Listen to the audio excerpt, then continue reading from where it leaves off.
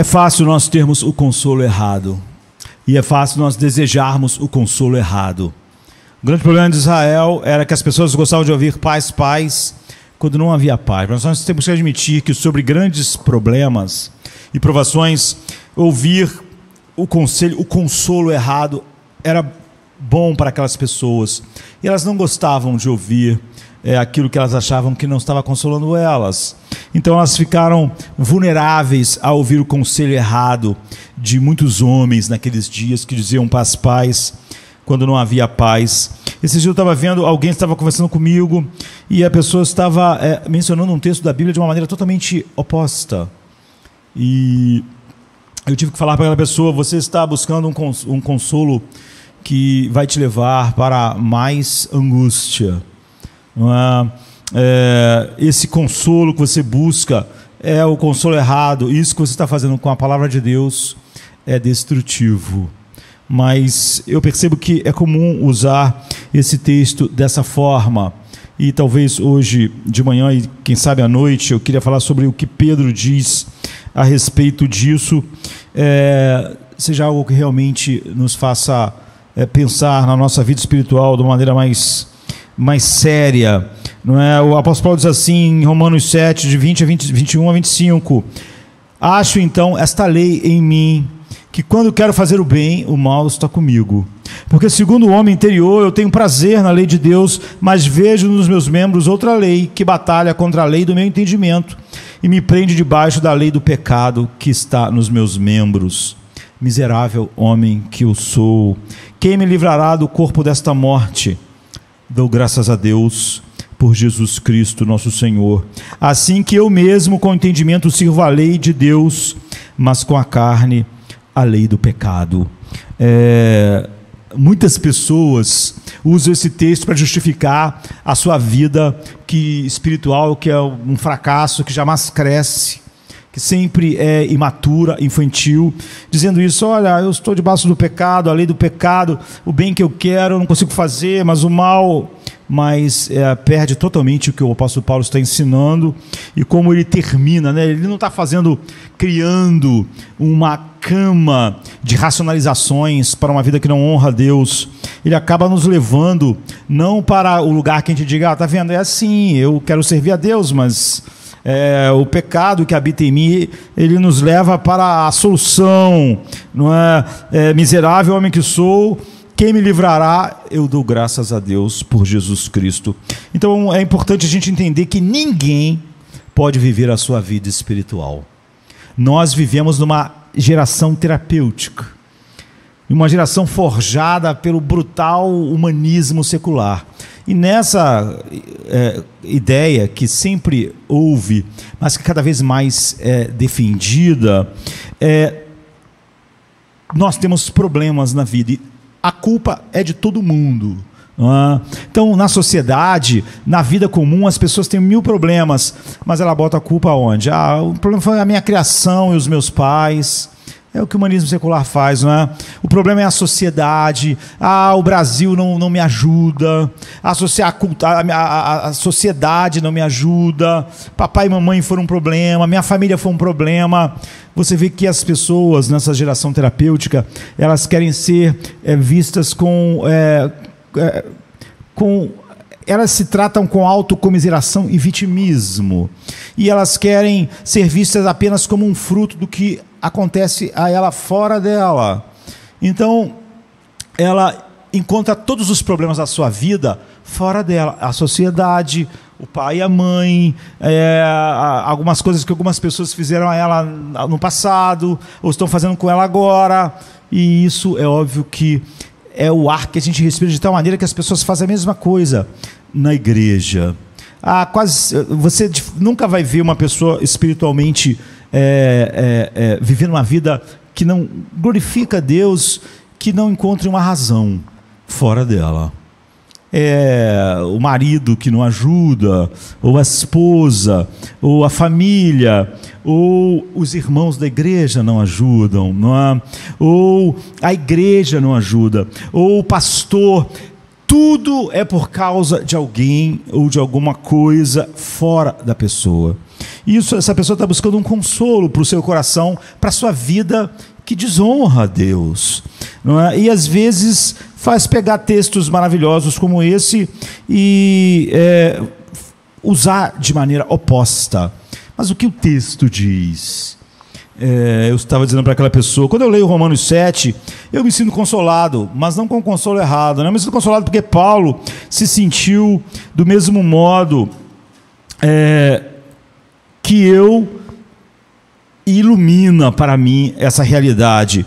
E Paulo me ajuda a entender minha loucura e me dá alguns termos teológicos substanciais para isso.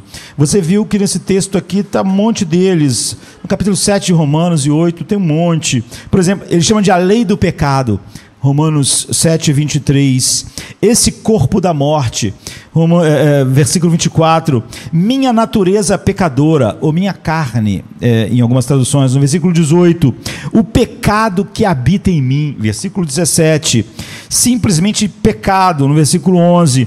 E a lei do pecado e da morte. Capítulo 8, verso 2. Então, os teólogos gostam de chamar isso de quê? De o pecado que habita em mim. Pelo menos você vê que, se você ainda não entendeu muito do que Paulo está dizendo, você já entendeu que há alguma coisa em você, não nas outras pessoas, não na igreja, não na cultura. Há um grande problema e ele está em você. O que Pedro e Paulo vão ensinar, que se você não fizer, ou seja, se você não for a pessoa chamada por Deus para fazer as coisas que alguém com essa compreensão que chega a ela, faz por ser quem é, nós vamos tomar da Santa Ceia hoje, todos vamos tomar. O que a gente está dizendo? Eu estou dizendo que o que Cristo fez por mim, que não há nada que um irmão meu tenha que eu não tenha, que não há nada, nenhum recurso espiritual que Paulo tinha que eu não tenho, que tudo que Jesus conquistou na cruz é meu. Eu não posso dizer que aquele irmão ali, ele tem muito do Espírito Santo, aquele lá tem muito da graça, aquele outro tem muito do amor de Deus, e que eu não tenho. Se eu tomo da Santa Ceia, eu estou dizendo, ele morreu por mim. Eu tenho toda a sorte de bênçãos espirituais. Eu fui chamado como todos os outros, e tenho todas as coisas que todos os outros têm, e só eu posso viver a minha vida espiritual. Então, de qualquer modo, que nós chamemos isso, como eu disse, os teólogos resumem isso como o pecado que habita em mim. O apóstolo Paulo usa essa expressão. De qualquer modo, você vê que não é o pecado que habita no outro, não é o pecado que habita na instituição, governo, ou, diminuindo mais, não é o pecado que habita na igreja, é o pecado que habita em mim, todo o meu problema. Quando Paulo diz miserável homem que sou, ele não está reclamando da igreja, ele não está reclamando dos outros apóstolos, ele não está reclamando da vida, ele está dizendo que é um problema nele, ele é miserável porque o pecado habita nele, é isso. E a razão para a gente olhar seriamente para isso é que o primeiro passo para combater esse inimigo, e ninguém pode combater o pecado que habita em você, a não ser você mesmo, é conhecê-lo, mas não um pouco, é conhecê-lo bem. E o fundamento do nosso conhecimento do poder do pecado que habita na vida do crente está assentada na própria experiência do apóstolo Paulo, que é o homem, é o águia do evangelho de todos os tempos. E Paulo abriu caminho com luta, até por vezes quase ser derrotado nas cordas, e clamando então o que a gente viu aqui no versículo 23 e 24, miserável homem que sou. Ele não está falando miseráveis coisas que eu faço, miseráveis coisas que a igreja miseráveis coisas que os irmãos estão fazendo, miserável coisa que, enfim, acontece comigo. Ele diz miserável homem que eu sou. Ele está bem, apesar de você sentir que ele está nas cordas em alguns momentos, mas ele clama à beira da derrota. Ainda assim, quando o gongo soava, você sabe quando um lutador está nas cordas, não é? E parece que ele não vai ficar de pé. Ainda assim, quando o gongo soava, Paulo estava de pé. E quando o gongo soou, no final, ele estava de pé ainda. E ele disse: combati o bom combate, terminei a carreira e guardei a fé. Você vê em 2 Timóteo 4:7. Então aqui você tem termos com os quais eu estava falando para aquela pessoa como ela estava distante da realidade do texto, porque as pessoas usam esse texto para mostrar, está vendo como eu sou fraco? Está vendo como a minha vida espiritual fracassada é assim? Porque eu sou um miserável homem que eu sou. Porque o pecado habita em mim. Não está entendendo a argumentação do apóstolo Paulo e nem como ela vem no capítulo 6, 7, 8 de Romanos. Se quisermos compartilhar da vitória sobre a carne sangrenta, nós temos que seguir Paulo para a luta. Não há outra maneira. É uma luta que cada um de nós vai ter que lutar. E quando fizermos, a gente vai descobrir que as mesmas 4 verdades que humilharam ele na batalha estão todas expressas aqui. Então, ele diz no versículo 21, então eu quero fazer o bem. E fazer o bem aqui não é ajudar a velhinha a atravessar a rua. É viver para a glória de Deus. Honrar a Deus. Então eu quero fazer o bem. E eu encontro a lei de que o mal reside em mim. Então, primeiro, um fato de o pecado habitar em nós, Paulo está chamando de uma lei. Não é? O fato do pecado habitar em nós. A lei a que Paulo se refere é a mesma coisa que ele chama de pecado que habita em mim, no verso 20 e 23. E é sobre esse pecado residente que nós estamos falando.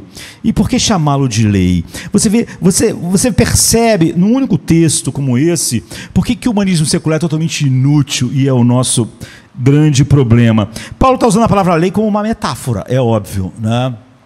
E ele precisa, o apóstolo Paulo, para comunicar o que é necessário, ele precisa de um modo para expressar o poder, a autoridade, a limitação e o controle que o pecado exerce na vida. Então ele toma lei, entre aspas, como um toque de ironia, não é? Usando como metáfora. Antes, no início do capítulo, ele havia escrito sobre a lei de Deus, que deveria governar nossa vida. A lei do espírito de vida, por exemplo, me libertou do pecado e da morte. Então, ainda que a lei do pecado pareça vencer batalhas no corpo a corpo, ele poderia ter escolhido um contraste mais maravilhoso para desmascarar as forças mortais do pecado do que a metáfora que ele está usando. Então pense um pouco sobre a metáfora da lei por um instante, não é? Nós podemos pensar sobre ela de um lado como uma regra moral, quando a gente pensa em lei, né? Que nos orienta e nos manda fazer algo, que ela requer. Por exemplo, honra o teu pai e tua mãe, ou enfim, não fazer algo que ela proíbe, não matarás, e etc. Mas mais do que isso, uma lei que nos leva a obedecer com ofertas de recompensa, que normalmente como a lei funciona. Por exemplo, num dos mandamentos diz, para que se prolonguem os teus dias na terra, e que o Senhor Deus te dá, ou aquilo que nos compele à submissão por meio de ameaças. A lei faz isso, e punição por nós desobedecermos. Há uma lei que ela traz uma ameaça. Se você avançar o sinal, vai ter uma multa, você vai perder o ponto na carteira, você vai perder a carteira. E, por outro lado, nós também podemos pensar na lei de modo como nós falamos sobre lei da natureza. A gravidade, por exemplo, é uma lei da natureza que obrigam as coisas a tomarem certa direção. Não é? Então ela nos molda, a gravidade. Ela nos molda perfeitamente aos seus mandamentos. A lei da gravidade, aos seus comandos. A gravidade não é uma lei, apesar de nós chamarmos de lei da gravidade, como uma ideia ou um preceito externo, mas ela é uma força que pode fazer os objetos obedecerem à vontade dela. Todos nós estamos aqui obedecendo à lei da gravidade. No universo todo isso está acontecendo. E nesse sentido, toda necessidade é uma lei. Entende? Em nós Cada inclinação e cada necessidade é uma lei. A fome é uma lei. A sede é uma lei. A atração sexual é uma lei. O medo é uma lei. Cada uma dessas coisas nos impele a cumprir as suas exigências. A fome me impele a cumprir a exigência de me alimentar. Ou então, punições acontecem, né? Cada uma tem uma força para nos inclinar à submissão a ela. Então, o mal que reside em nós, por isso Paulo usou essa expressão, o mal que reside em nós funciona dessa maneira, atraindo, ameaçando e até mesmo punindo, assim, maltratando, não é? De modo que Paulo chama de uma lei para que a gente possa ver que ela é poderosa, mesmo na vida dos crentes, mesmo na vida dos homens verdadeiramente regenerados, e que está constantemente agindo para nos moldar de modo ao seu caráter pecaminoso, não é? Eu preguei, na verdade, 4 sermões ou 5 sobre esse texto chamado mal que habita em mim, não é? Isso nos leva a perguntar em que sentido Cristo então derrotou o pecado no crente. A resposta é que ele derrotou o seu domínio ao cancelar a sua a punição, não é? Cumprindo ele mesmo, recebendo ele mesmo a maldição do pecado. Ele tirou o domínio, ele enfraqueceu o seu poder e matou suas raízes, de maneira que ela não possa dar fruto para a morte. No crente, para a morte eterna. Nunca essa lei em nós dará frutos para a morte eterna, não é? Mas ainda, e isso é espantoso, e isso é verdadeiro, o pecado é pecado. Sua natureza e seu propósito permanecem totalmente inalterados, não é? Sua força e seu sucesso sua força ainda tenta nos pegar pela garganta e tenta manifestar e conquistar sucesso em nós. E, em segundo lugar, nós encontramos essa lei dentro de nós, não fora. Todos os nossos problemas espirituais não estão vindo de fora.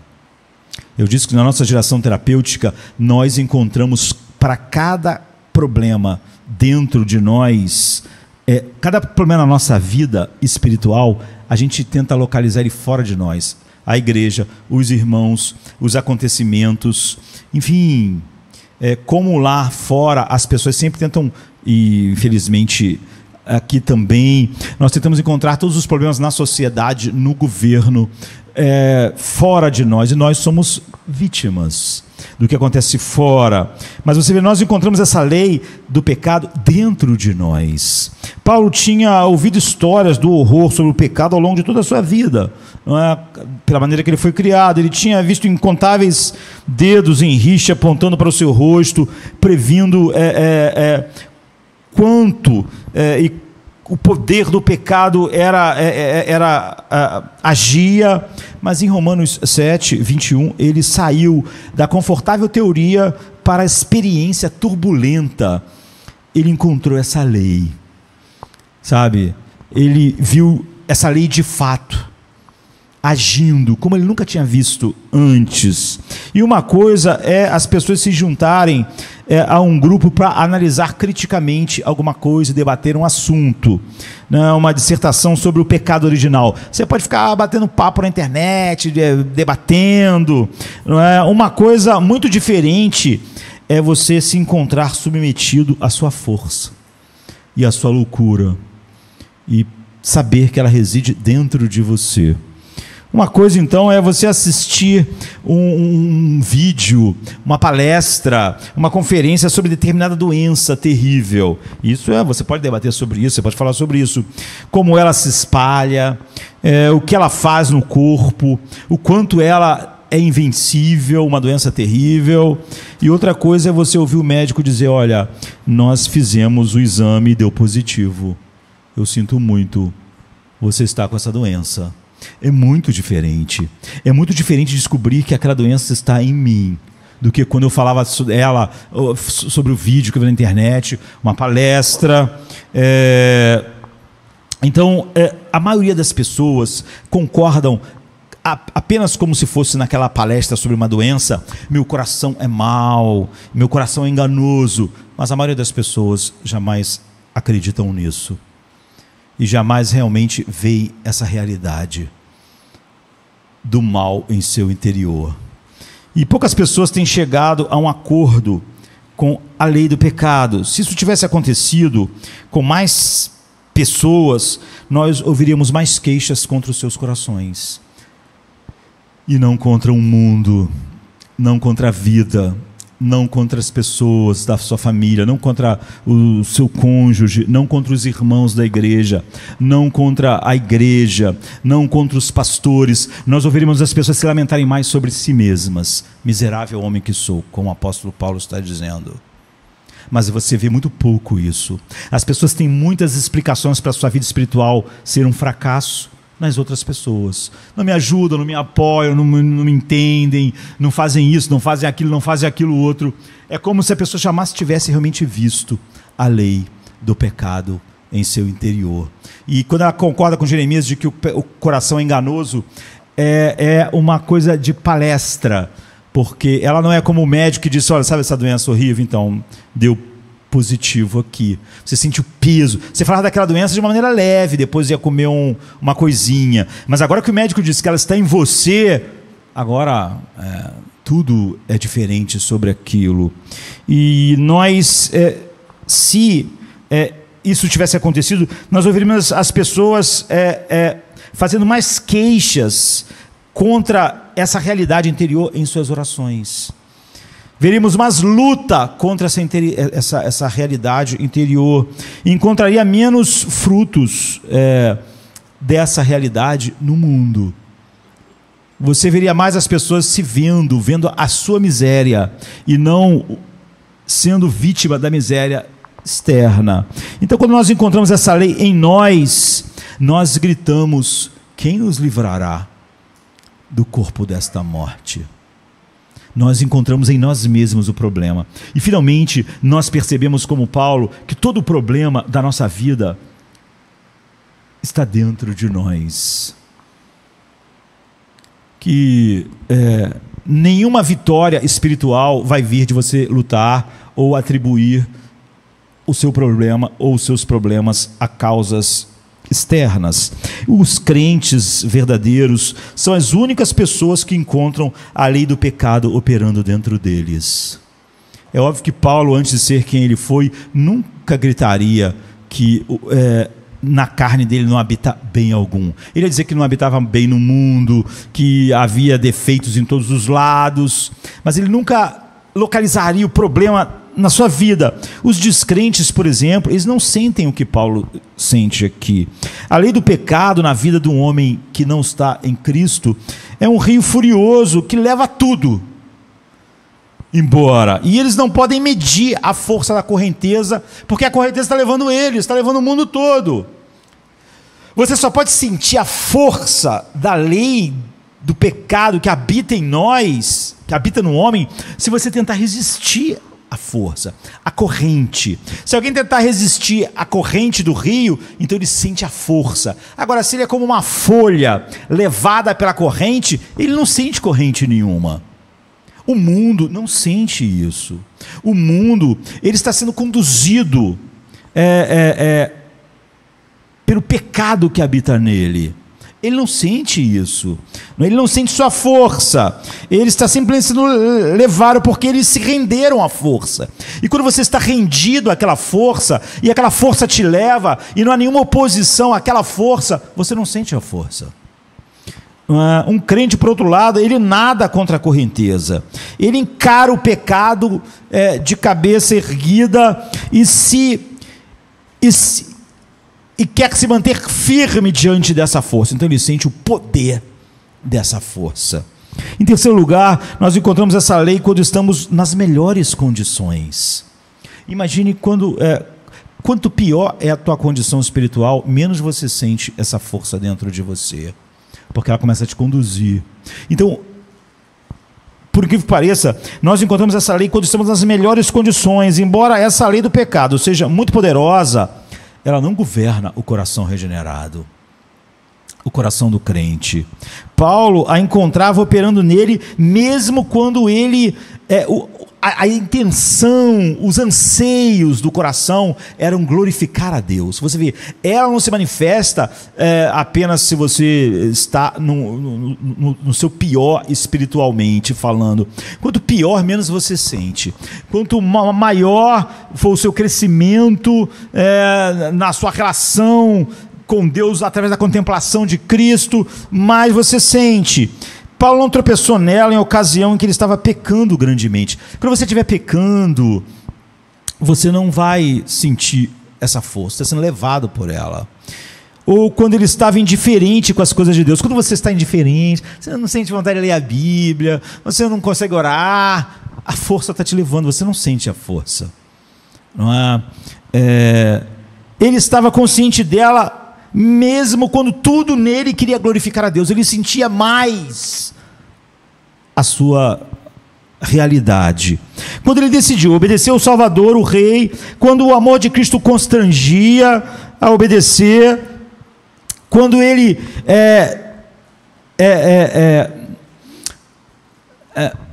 estava decidido, né, em dirigir tudo que ele era para Cristo, então ele sentia mais o poder do pecado que habita em mim, ou da lei do pecado. Então, a despeito do fato de que a lei do pecado opera a partir de dentro, nunca de fora, e que ela ataca os crentes quando eles estão no seu melhor, ela não é o nosso ditador. Se nós podemos tomar da Santa Ceia verdadeiramente nesta manhã. Os crentes marcham num compasso diferente. Paulo diz, eu quero fazer o bem. Como eu disse aqui, ele não está falando no capítulo 21, no versículo 21, ele não está falando eu quero fazer a obras sociais, ajudar as pessoas a atravessar a rua. Eu quero viver para a glória de Deus. Eu quero fazer tudo para a glória de Deus. E quando eu quero isso, eu sinto que há um poder oposto dentro de mim. Eu quero agradar a Deus, eu dar-lhe glória, servir, ser uma bênção, não é, para a igreja, honrar o nome de Cristo, e pela graça de Deus, então, eu desejo obedecê-lo de verdade. Normalmente, isso prevalece em nós, mesmo contra esse insidioso inimigo interior, mas ele está lá, e ele causa danos. Em quarto lugar, essa lei do pecado, nunca descansa. E esse é um problema. Uma vez que a graça governa o coração do crente, ele quer sempre viver para a glória de Deus. Nós podemos descrever esse desejo de duas maneiras. Primeiro, existe o seu constante e generalizado desejo de agradar a Deus. É o que Paulo mostra no versículo 18. Há esse desejo constante de que em todas as coisas nós glorifiquemos a Deus. Em segundo lugar, há ocasiões em que o crente tem em mente uma tarefa particular que ele deve cumprir ou quer cumprir, como viver uma vida de oração, meditação na palavra, ser quem sustenta financeiramente o reino de Deus no mundo. O querer está em mim. Paulo diz, mas a lei do pecado se opõe a ambas as coisas, tanto ao desejo generalizado de agradar a Deus, quanto aquelas coisas particulares que eu sinto que preciso fazer naquele momento. Eu quero fazer o bem, eu quero fazer que todas as coisas manifestem a beleza de Cristo. Então, a lei do pecado e da morte, né, como Paulo está usando, a lei como essa metáfora, está numa constante guerra contra o meu desejo primordial, contra o desejo primordial do cristão, do homem regenerado, que é o quê? Agradar a Deus. Verso 14 ao 25. Mas o pecado não fica aí, o pecado vai mais longe. Quando o crente decide fazer até mesmo o mais simples trabalho para Deus, o pecado se opõe contra ele, exatamente naquele ponto. Por isso que Paulo diz que o mal reside em mim. verso 21. Ou seja, quando você quer orar, ele vai tornar você sonolento, cansado, com dificuldade. Não importa o que você faz, não é? Ele faz você sonolento quando você devia orar, faz você cansado quando você devia orar. Ele faz você pão duro e ambicioso quando você deveria sustentar a obra de Deus no mundo com o seu dinheiro. É o pecado que habita em você. Então você às vezes se sente como o doutor Jack e o Mr. Hyde, como eu usei quando preguei uma série de sermões a respeito disso. Todo crente que é também um pecador, isso é, todo cristão verdadeiro também é um pecador, não é? Ele se sente assim, porque a carne milita contra o espírito, e o espírito contra a carne, porque são opostos entre si, para que não façais o que porventura seja o vosso querer. Ou seja, a luta está porque você, como alguém regenerado, deseja fazer essas coisas para a glória de Deus, mas o pecado que habita em você se opõe a qualquer coisa que seja feita com esse propósito em nós. Então o brado foi: quem me livrará do corpo desta morte? Essa é a realidade, ela é interna, ela não está vindo de fora. Nós estamos no começo da obediência a Deus. Entender essas verdades sobre o pecado latente é se armar contra ele e não racionalizá-lo. Você vê, muitas pessoas usam isso exatamente para dizer assim: tá vendo, eu vivo essa vida de pecado, não consigo nada, porque o pecado que habita em mim, ele está fazendo exatamente o oposto do que o apóstolo Paulo está ensinando. Ele está usando a Bíblia de uma maneira diabólica para que o pecado realmente reine nele. E na sua luta contra o pecado existe apenas uma coisa mais importante a ser compreendida do que esses 4 fatos. A livre e justificadora graça de Deus no sangue de Cristo. A graça de Deus em Cristo e a lei do pecado, essas duas coisas. Pega a graça de Deus em Cristo aqui, a lei do pecado aqui. Elas são as fontes de toda a sua santidade, por um lado, a lei, a graça de Deus em Cristo, e por outro, a lei do pecado é a fonte de todos os seus pecados. Uma é a fonte de toda a sua alegria e a outra é a fonte de todas as suas dificuldades. Uma é a fonte de todo o seu refrigério e a outra é a fonte de todas as suas tristezas. Se você está disposto a andar com Deus e glorificá-lo neste mundo, você precisa conhecer ambos a fundo, tanto a graça de Deus quanto a lei do pecado que habita em nós. Eu acho que a maioria das pessoas não conhecem nenhum nem outro. E é por isso que Paulo, para confirmar os cristãos romanos, está escrevendo isso aqui. Suponha que existe um reino em que dentro dos seus muros 2 poderosas forças opostas estejam. Os súditos do rei estão sempre se estranhando, estão sempre brigando entre si, estão sempre se atacando. Se o rei não tiver sabedoria, o seu reino se transformará em ruínas. A lei do pecado e a lei do espírito de vida. Paulo diz, qual é o que se opõe e vence? É a lei do espírito de vida, porque tem a lei do pecado que habita em mim. Então, a lei do pecado e a lei do espírito de vida, como está em Romanos 8:2, em nós são inimigos mortais, essas duas leis. Por um lado, a lei do pecado que habita em mim, por outro, a lei do espírito de vida. É óbvio que só quem é regenerado tem a lei do espírito de vida. Quem não é, só tem a lei do pecado. Como eu disse, ele nem sente isso, porque ele está sendo levado. Se formos espiritualmente sábios em dirigir nossas almas, como podemos evitar ser destroçado? Nós vamos realmente achar que nossos problemas estão fora de nós, nas pessoas e no mundo, ou no mundo espiritual, não é? Quando na verdade todos os problemas estão dentro de nós e ninguém poderá lutar essa luta interna. Mas muitas pessoas vivem nas trevas e na ignorância do seu próprio coração. Como eu disse, pode falar sobre quão mal é o seu coração só no sentido de como alguém vê a palestra sobre AIDS, câncer, não sente, é uma palestra, tá falando, o pastor está falando, eu estou lendo aqui sobre o coração ser mal, mas eu não, na verdade eu não sinto diagnóstico em mim, portanto eu sempre acabo fazendo e agindo de acordo com o coração que eu disse que era mal. Então,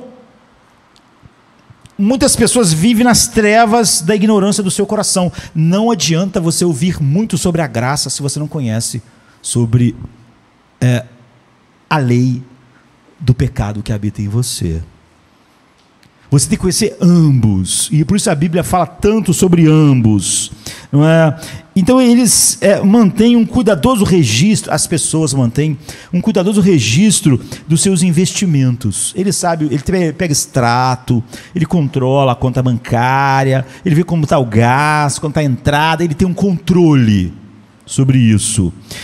As pessoas fazem check-ups, elas vão no médico, elas tiram chapas, elas fazem exames, elas estão preocupadas com o que pode estar acontecendo de errado dentro dela, dentro dos seus corpos, e elas cuidam da sua alimentação, e elas fazem ginástica, para manter o quê? O corpo em ordem, para manter a finança em ordem. Mas quantas pessoas concedem um mínimo de pensamento à sua própria alma, queridos? A maioria das pessoas vivem continuamente racionalizando o mal que há em si. Não tem nenhum cuidado com a alma.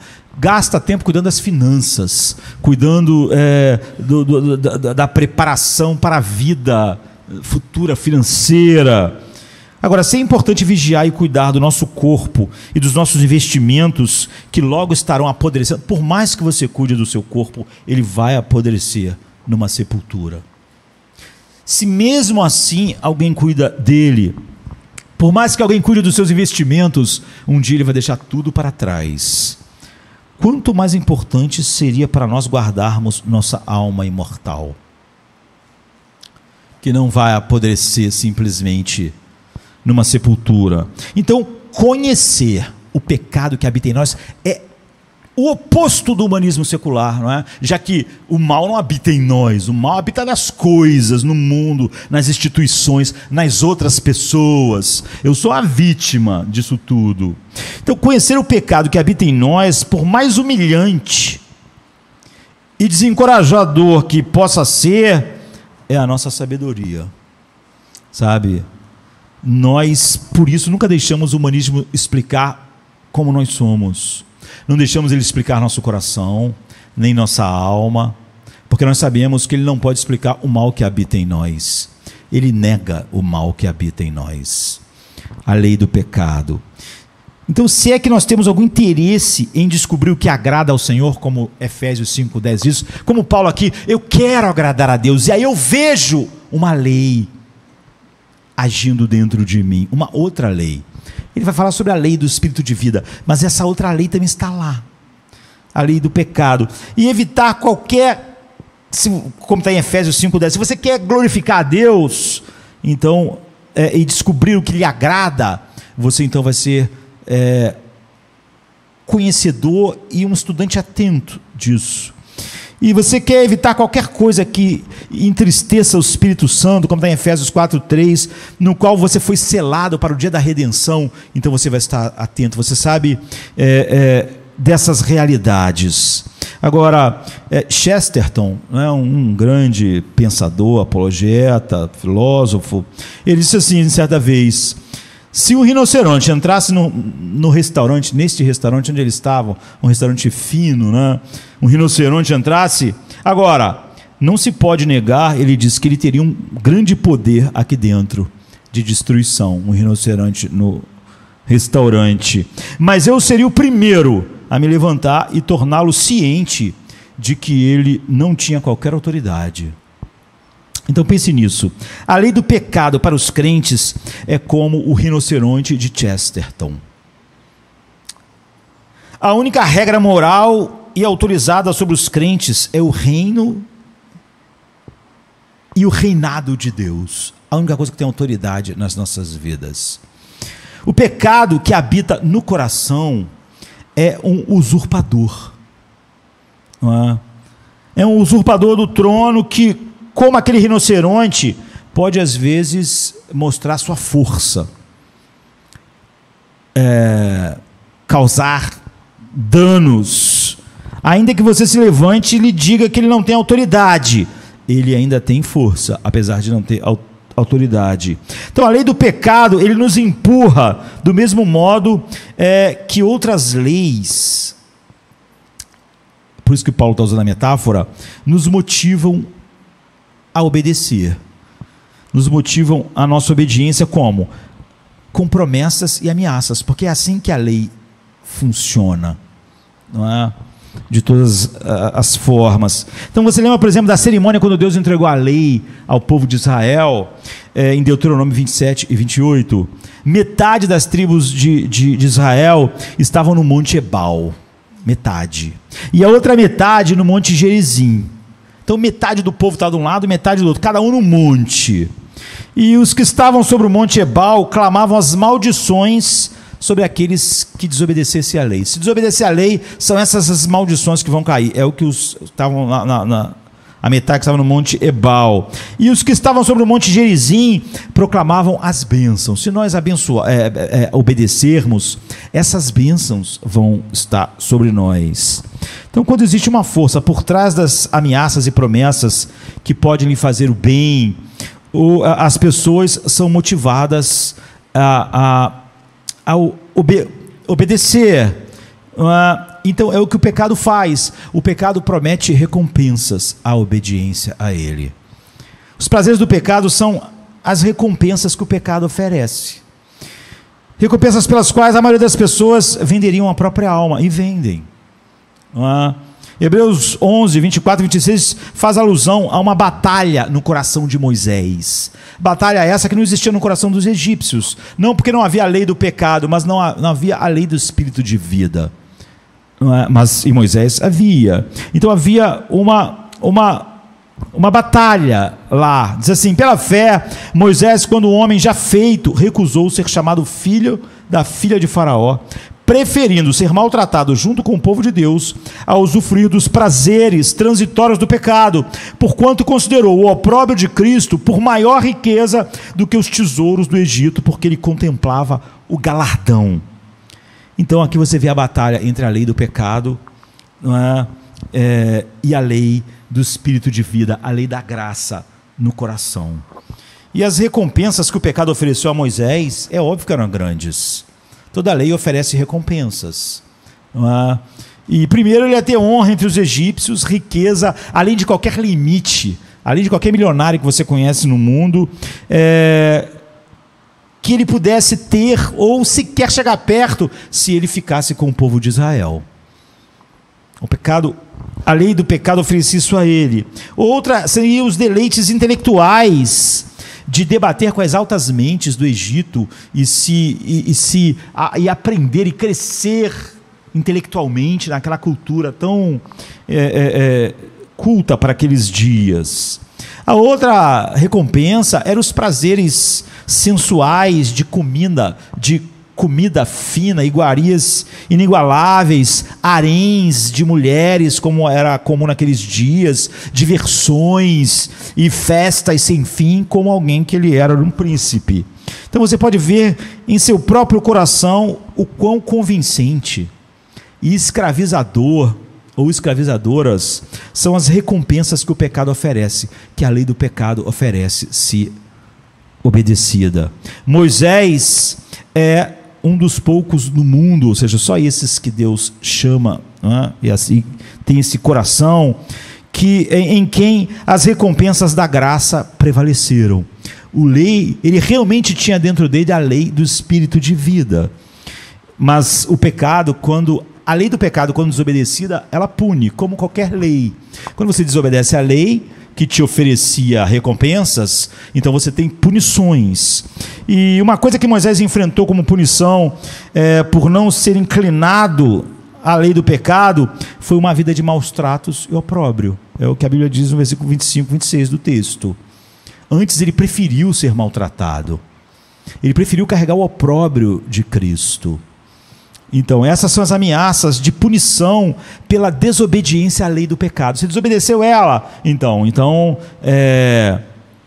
Você quer obedecer a Deus? Então você vai ser punido pela lei. Você vai ter opróbrio, vai ter aqueles prazeres intelectuais, do paladar, aqueles prazeres sexuais, aquelas coisas todas. Então você não vai ter essas coisas, essas benesses. Você vai ter o oposto. Toda sorte de males, dificuldades, perigos neste mundo são prometidos àqueles que seguem a Cristo. Seguir a Cristo ia fazer com que ele fosse um pastor no meio do nada de ovelhas por 40 anos. E o pecado adora exibir essas consequências de desobedecer à lei do pecado a você. Para você olhar e ficar chocado com tudo que vai acontecer com você se você for nessa direção, porque aquela lei irá te punir. Além do sofrimento por seguir a Cristo. Nós saiamos, pois, a Ele fora do arraial, levando a sua vergonha. Então, é a lei do pecado fazendo isso. Então, existem os sofrimentos da cruz e da autonegação para os quais os crentes são chamados, que é a difícil obra de matar. Você carrega a cruz para crucificar a carne na cruz. Essa é a razão de ter uma cruz. O escritor de Hebreus fala em resistir o pecado, então, a lei do pecado. Ele diz assim em Hebreus 12:4, vocês não resistiram até o sangue ainda. Ou seja, vocês não tiveram que morrer por resistir à lei do pecado. A vida do discípulo não é para medrosos. A gente gosta muito de se colocar como fracos, mas essa é uma posição perigosa. Nós somos fracos em nós mesmos. Paulo, por exemplo, aqui nesse texto está dizendo, olha, eu sou um miserável homem. Mas ele não está dizendo, acabou, né? Acabou, miserável, a lei do pecado e da morte, acabou. Ele diz, quem me livrará? Ele não diz, ninguém, perdido, acabou. Descobri essa lei, não tem nada que se oponha a ela, e não tem mesmo no homem natural, então agora vai o fim. Ele diz, graças a Deus por Jesus Cristo, o nosso Senhor. E é por isso que no capítulo 8, verso 2, ele fala sobre a lei do Espírito de vida, uma outra lei. Não é? Então a maioria, eu estou fazendo uma série de vídeos sobre o cristão com a armadura completa, de William Gurnall. É uma obra que mesmo em inglês, está no inglês muito antigo, mas é uma obra incrível, né? E é só sobre o capítulo de Efésios, capítulo 6, que diz, fortalecei-vos do Senhor e na força do seu poder. Você vê, ninguém pode se fortalecer por você. E essa é a batalha interior. Não adianta você falar que os irmãos, que a igreja, que o mundo, a batalha está acontecendo dentro de você. Moisés tinha que enfrentar o fato de que ou ele ia ser neto de Faraó, ou ia ser perseguido. Ninguém podia lutar essa batalha. Todo o problema nosso, de Paulo aqui, ele diz, quando eu quero agradar a Deus, viver para a sua glória, em todos os casos da vida, eu sinto que é uma lei contrária dentro de mim. Não adianta, porque essa lei não está fora de mim, está dentro de mim. Essa é a minha batalha. Então, todo o livro de Gurnall tem mais de 1000 páginas sobre isso. Fortalecei-vos no Senhor e na força do seu poder, para você poder resistir no dia mau, para estar firme contra as astutas ciladas do diabo. Você. Ninguém vai poder fazer isso por você. Ninguém pode se fortalecer por você. Você não pode sequer usar a armadura de outro. Você tem que pegar a armadura que Deus te dá e colocar. Quando Davi, não adianta você simplesmente conhecer de maneira geral o que Calvino conhecia. Quando Davi colocou a armadura de Saul, o que ele disse? Eu não posso sequer andar com isso. Eu não vou poder batalhar assim, eu tenho que batalhar com algo que encaixe comigo.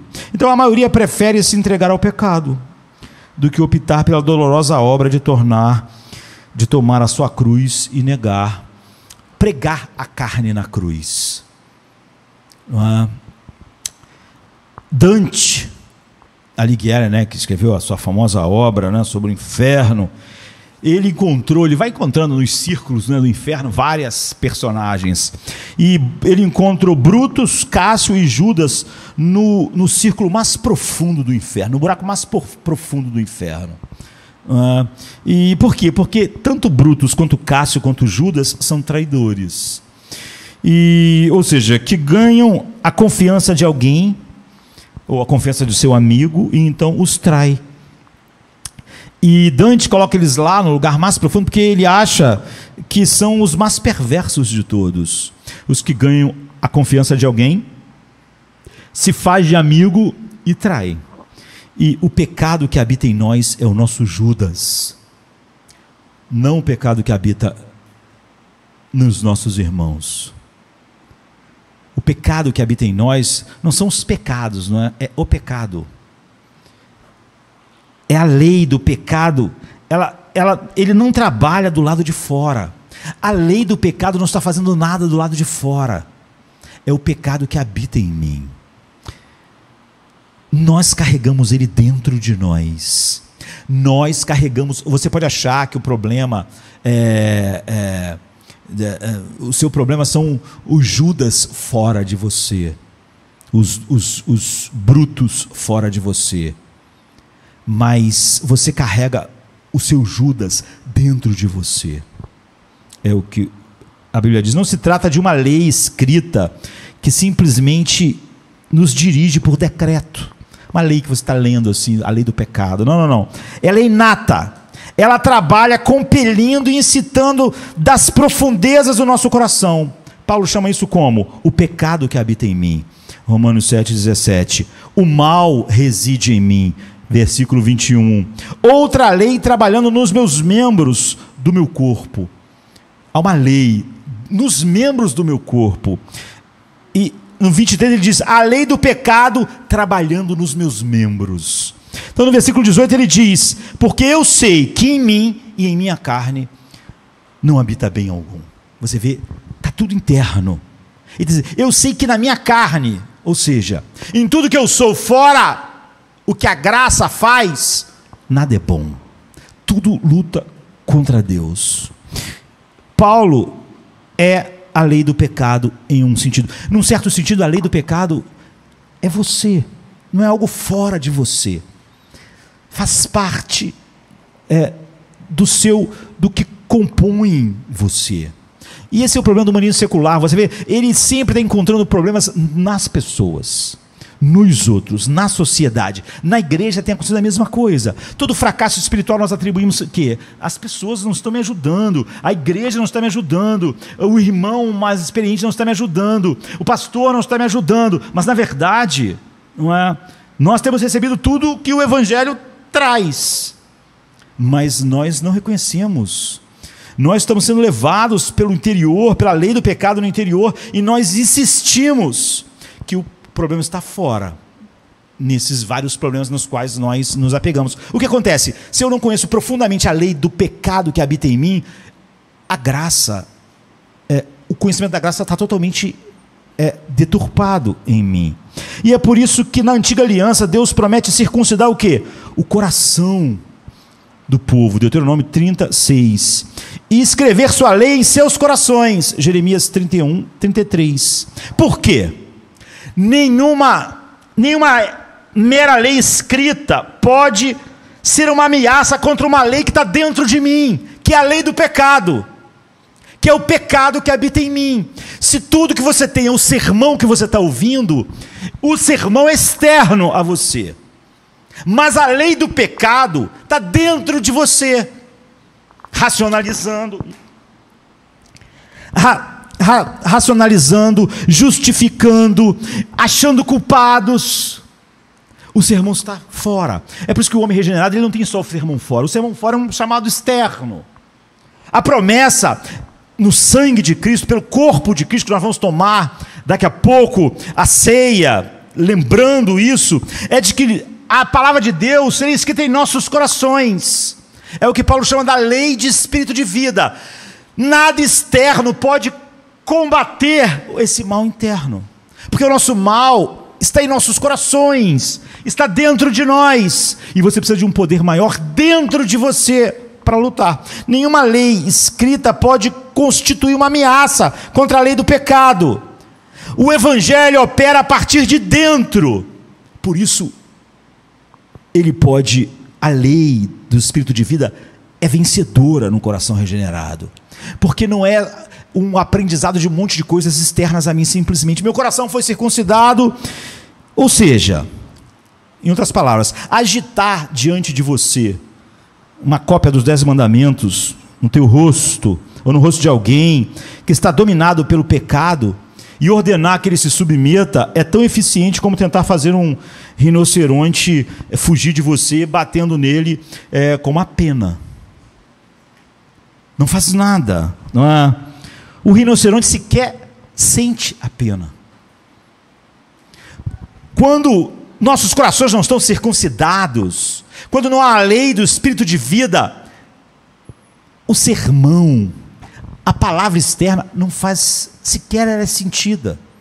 Como a pena que tu batesse no restaurante para vencer ele não ia sentir.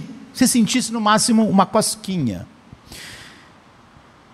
E é óbvio que a glória da nova aliança que nós celebramos no sangue de Cristo é que nela a lei de Deus encontra a lei do pecado num campo nivelado. Ela encontra a lei do pecado dentro de mim. Agora há uma coisa dentro de mim para se opor à lei do pecado que habitava em mim desde que eu nasci. Onde a santa lei de Deus inexoravelmente levará a melhor. É a lei do Espírito de vida. E mais, desde que a lei do pecado está dentro de nós, é óbvio que a lei do pecado tem vantagens irritantes. Você tem que conhecer profundamente isso. Foi por isso que Paulo escreveu todas essas coisas, e não para ser uma justificativa para o pecado me dominar. Ele está me mostrando que você precisa entender o que é a lei do pecado em você, o pecado que habita em você, para você compreender o que a graça é, o poder da graça e a lei do Espírito de vida, e quem te livrará do corpo desta morte. Então, a lei do pecado está dentro de nós, e isso é óbvio que dá a ela algumas vantagens que são irritantes para nós. O pecado que habita em nós é um visitante inoportuno. Ele se estabeleceu em nós, e ele se sente em casa. É o que Romanos 7, 17 e 20 está dizendo. Se o pecado nos visitasse apenas de vez em quando, como um parente indesejado que vem e fica um tempo, nós poderíamos fazer muitas coisas boas enquanto ele estivesse longe. Você poderia esperar, se o pecado não habitasse em nós, você podia esperar a hora que ele saísse e então sentir prazer, sem uma luta, em ficar meditando na palavra de Deus, em olhar para aquilo em você que desonra a Deus. E você podia fazer muitas coisas boas que glorificam a Deus enquanto ele estivesse ausente. Se ele fosse um exército, por exemplo, que nos ataca, e então recua por um momento, porque os exércitos fazem isso, nós poderíamos o quê? Nos revigorar, nos preparar de novo, enquanto aquele exército se afastou. Mas a carne é um agressor caseiro, implacável. Ela está lá o tempo inteiro. Ela nunca vai embora. Você nunca vai ter um momento de trégua. Onde quer que você vá, o que quer que você vá, o que eu estou fazendo aqui agora, que é pregar, ela está presente. O que você está fazendo aqui, que é cultuar, ela está presente, ela não ficou lá fora. A lei do pecado está com você passo a passo, no que você fizer de melhor e no que você fizer de pior.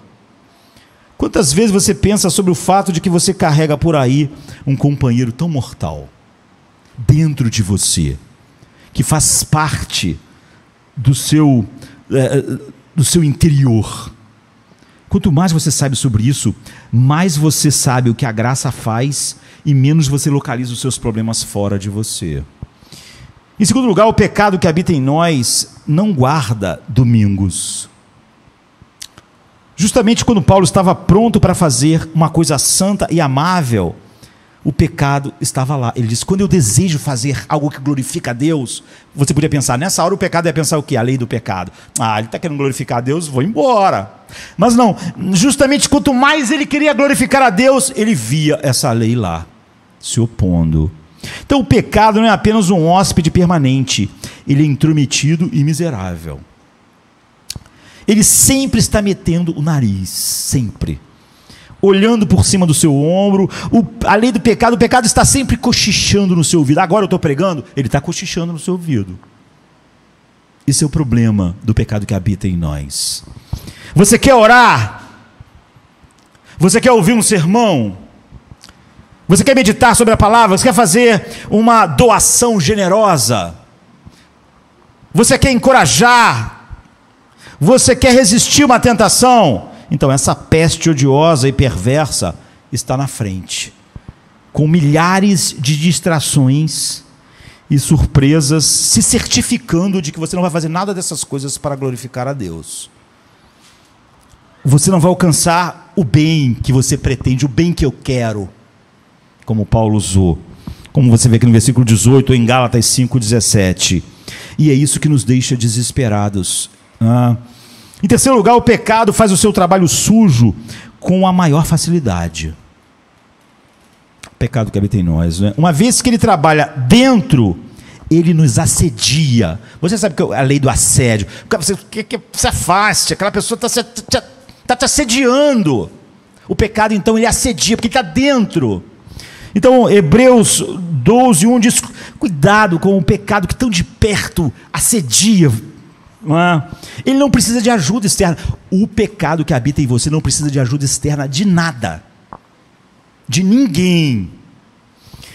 Ainda que o diabo e o mundo fossem embora, você ia continuar com um problema. O diabo e o mundo estão sempre dispostos a dar uma mãozinha ao pecado que habita em você. Mas o pecado que habita em você não precisa de ajuda de ninguém. Não existe nenhum dever espiritual, nada de bom que você proponha, ou que você seja impulsionado para a glória de Deus, sem que você sinta o sopro da resistência do pecado na sua face, continuamente. Deus te ordena acreditar que Ele é bom e sábio, quando você perde algo bom, ou um amigo, ou alguém que você ama. Então, Deus te ordena acreditar nisso. O pecado dentro de você furtivamente vai colocar dúvida e desconfiança se realmente isso é bom. Deus manda que você não pense em você, mas nos outros. Então, mas o pecado vai estar dentro de você e falar: mas você precisa pensar em você, porque se você não pensar em você, ninguém vai pensar. Deus quer que você deseje a vinda dele. Então, aqui está o pecado agitando diante dos seus olhos todas as quinquilharias do mundo, que para lhe fazer acreditar que pode haver alguma coisa neste mundo melhor do que isso. Então, se você aprendeu tudo isso e vê um áspero chifre, como de um rinoceronte lá de Chesterton, né, inclinado sobre a sua alma, bufando com suas garras prontas para te atacar, há esperança para você. Se você não vê isso, não há esperança. Se você não consegue ver a lei do pecado, e quando você justifica os seus pecados falando: o mal que habita em mim, é porque você não viu o mal, não é? Ele está te levando, é o mal que está falando, fazendo você pensar assim. Você vê, não está havendo a lei do espírito de vida nesse combate. Se você não vê isso, que todos os teus problemas estão dentro de você, não há esperança para você. Você vai ficar a vida inteira esperando que as pessoas lutem a sua vida espiritual, a sua batalha espiritual. Você nunca vai estar realmente entendendo como o pecado habita em você. E como só em Cristo e na graça você tem a lei do espírito de vida para vencer isso. E você vai estar sempre sendo tentado, e isso é o pecado que habita em você que está fazendo, a localizar os problemas fora de você. Você nunca vai gritar com sinceridade: miserável homem que sou. Você vai dizer: miserável mãe que a minha mãe foi, miserável o que meu pai foi, miserável mundo, miserável são os irmãos que não me ajudam, miserável que ninguém faz nada por mim. Mas você nunca vai achar que você é o seu Judas. Quanto mais você descobre o poder do pecado interior, menos você vai sofrer os efeitos do pecado interior. Entende? Quanto mais Paulo sentia, mais ele se sentiu desesperado por alguém, um poder maior do que esse que habitasse nele, um poder que habitasse nele, que lhe fizesse vencedor, mais do que vencedor. Quanto menos você sente isso, menos você acha que precisa desse poder. Porquanto, quanto melhor você conhecer esse rinoceronte, mais você vai odiá-lo. E na medida em que você o odiar, e não mais que isso, você conhece realmente esse eu sou mais do que vencedor por Jesus Cristo que me amou. Mas se você estiver driblando o chifre do rinoceronte dia e noite, tentando encontrar o meio termo para fazer as pazes com o rinoceronte dentro de você, você está voluntário e alegremente sob o poder e a direção dele. O que Paulo chama da lei do pecado, que todo homem sem a graça inexoravelmente está. Nesse caso, você deveria duvidar de que você é regenerado, de que você nasceu de novo, de que você é um filho de Deus, ou que possa participar da mesa do Senhor. Ninguém que é nascido de Deus pode conviver em paz com o pecado interior. Não pode conviver em paz com o pecado que está lá no mundo. É com o pecado interior. 1 João 3,9. Então eu apelo a você, pelo bem da sua alma, corra para Cristo da maneira que Paulo está fazendo. Veja e tenha uma grande visão do que é o pecado interior. E corra assim. Então pense quando a gente vê filme de casa mal assombrada. Não é? John Donne, que era um poeta famoso inglês, em 1972, ele diz: a casa mal assombrada, pobre alma complicada, enigmática, ela é um perplexo labirinto. A gente já viu um filme de terror, as pessoas estão diante de uma casa assustadora, duas pessoas, às vezes um casal, às vezes dois amigos, e um se diz: vamos entrar, e o outro diz: não, eu estou com medo, eu preciso ir para casa. E as pessoas, aquilo está abandonado há muito tempo, tem algumas histórias, mas aquelas pessoas resolvem entrar, uns estão com medo, mas os outros não estão, você não quer passar por medroso, e é aquela mansão vitoriana em ruínas, diante de portão geme, a porta geme, o chão, quando você anda, geme, e é assim que começa todo o filme de cena assombrada. As pessoas, por alguma razão, resolvem entrar na casa. Não é? E tudo que você grita ali vendo o filme é: não entre aí. Não é? Aí é terrível. Mas elas entram e elas começam a seguir pelos quartos, salas cheias de teias de aranha, do abandono, e é óbvio, a pulsação deles e a tua vendo acelera, a respiração fica mais forte, porque você sabe que a qualquer momento vai pular alguma coisa de algum lugar, daquela casa horrorosa, não é? Daquele lugar tenebroso, e eles acham uma passagem secreta debaixo da escada que vai para um porão estranho, ou então eles começam a subir as escadas para a parte de cima da casa, e você vê uma coisa cobrindo uma coisa que parece um corpo, e você puxa o pano para ver o que está debaixo. Tudo que você está pensando no filme é: sai daí, para, não é esse, não é lugar, vai para outro lugar, não fica aí. E a casa mal assombrada nos assusta. Por quê? Porque ela esconde alguma coisa desconhecida, mas que é mortal. Você não sabe exatamente o que é, mas você sabe que é mortal.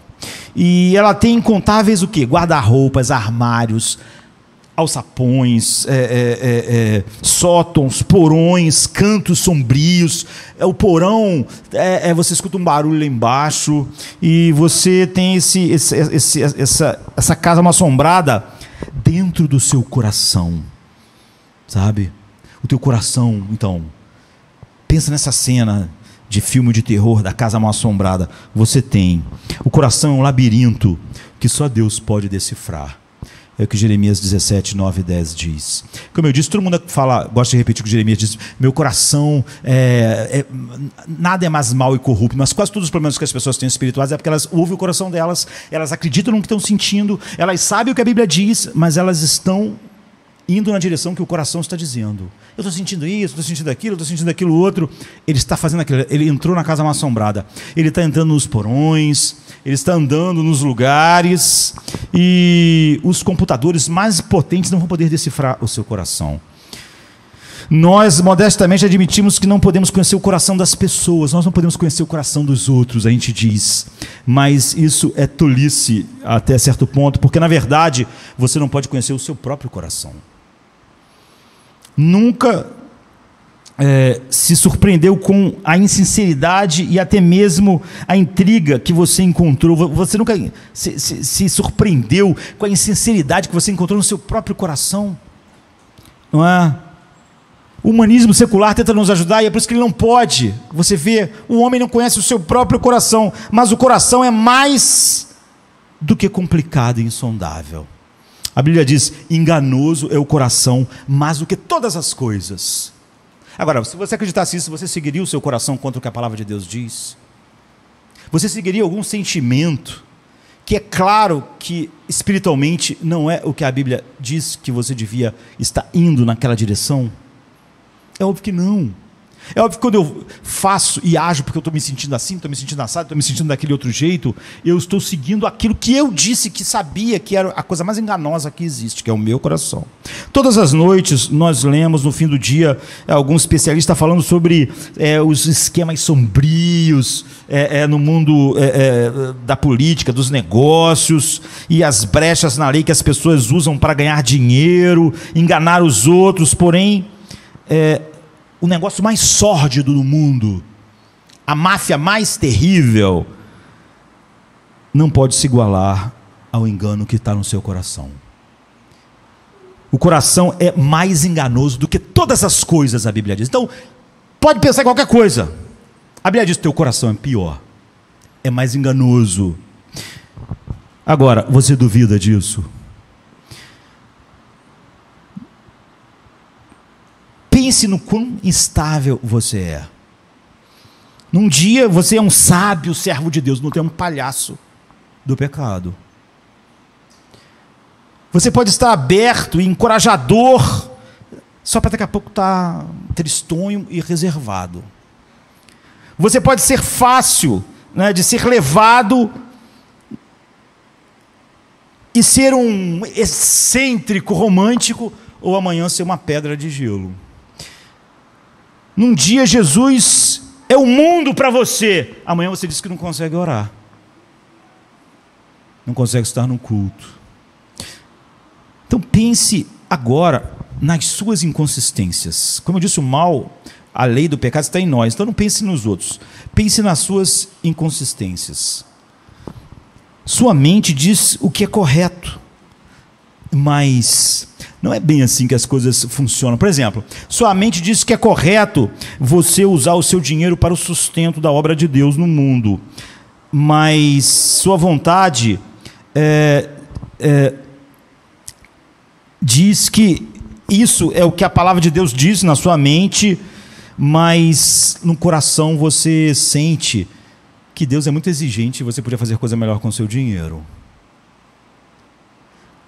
Ou você sabe que oração secreta e comunhão secreta com Deus é uma festa para a alma, é a festa que a alma precisa, e você a deseja, mas você não pode rolar para fora da cama ou conseguir fazer isso que você sabe que é uma festa. Assim que você se levanta para isso, sua mente localiza qualquer lugar no universo para o seu coração ir, que não seja a presença de Deus. Ou a sua mente sabe que a luxúria é nociva e perigosa, destrutiva, mas à noite você vai dormir com ideias na mente que não passam de luxúria.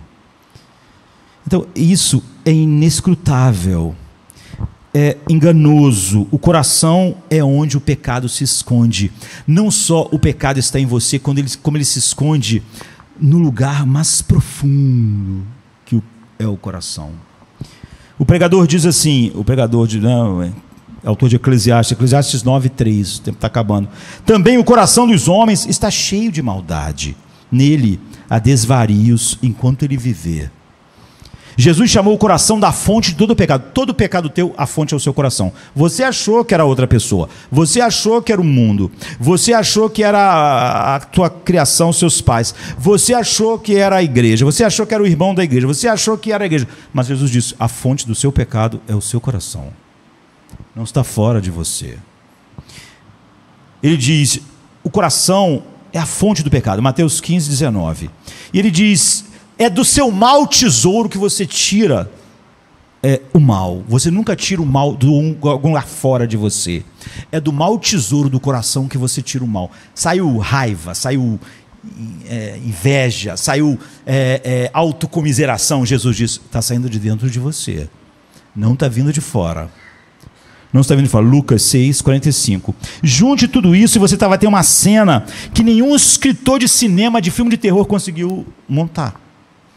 Ele jamais poderia planejar uma casa tão complexa, uma casa mal assombrada, tão complexa como o seu coração, para juntar monstros, que é o que casa assombrada tem, né? Monstros, fantasmas, seres perigosos. Então o que é o seu coração? O termo coração é usado de diferentes modos na Bíblia. Por vezes a mente que crê e que é iluminada é chamada de coração. Romanos 10, 10, Efésios 1, 18. A vontade que decide e age é chamada de coração. 2 Coríntios 9, 7, Efésios 6, 6. Os sentimentos afetivos são chamados de coração. 2 Coríntios 2, 4. Em Hebreus 4, 12, o coração pensa e o coração sente. Então a melhor maneira de você pensar no seu coração é que ele é composto de algumas coisas. Seus pensamentos, planos e discernimento, ou seja, sua mente. Em segundo lugar, suas escolhas e ações, ou seja, sua vontade. Seus atos, anelos, desejos, repugnâncias, imaginações, ou seja, suas afeições. Seu senso de certo e errado, que aprova ou condena os pensamentos, vontades e afeições, ou seja, consciência. Tudo isso é insondável e enganoso acima de todas as coisas. É o que o texto está dizendo. Mas o crente tem um novo coração. Ezequiel 36, 26. O crente tem uma nova mente, até mesmo a mente de Cristo. Romanos 7, 25, 1 Coríntios 8, 16. E ele tem um novo desejo pelas coisas de Deus. Romanos 7, 18, 2 Coríntios 5, 2, Hebreus 13, 18. Mas nesse coração renovado, a obra de Deus ainda não está terminada, como está em 1 João 3, 2. A mente não pode ver claramente como ela um dia verá, apesar de essa mente ser renovada e ser diferente do mundo, ela contemplar aquilo que o mundo não pode ver. 1 Coríntios 13, 9, 12. Essa mente não pode ver claramente como gostaria, ainda é uma visão não perfeita. E os desejos podem estar em conflito, como está em Gálatas 2, 11 e 13. E a carne não pode fazer a inteira vontade de Deus, Gálatas 5, 17.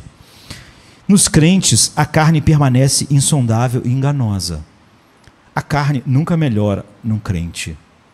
Tudo o que foi feito, todas as coisas novas que foram colocadas lá, a lei do espírito de vida, todas essas coisas são novas, poderosas, mas a carne não pode ser melhorada.